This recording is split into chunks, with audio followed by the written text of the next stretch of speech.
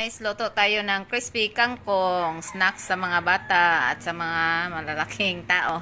Ayan, kalahating harina, kalahating cornstarch, lagyan ng konting magic syrup, konting asin, konting paminta, at saka lagyan ng itlog.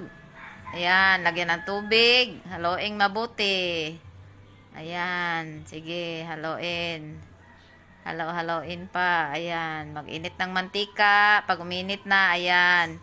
Ilunod na yung kangkong na pinagbabad ng may itlog at saka yung tuyo na harina na may timpla din yan. Ayan.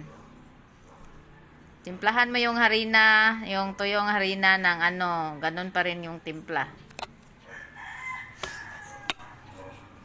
Ayan, malapit nang maluto. Yummy, yummy. Ayan.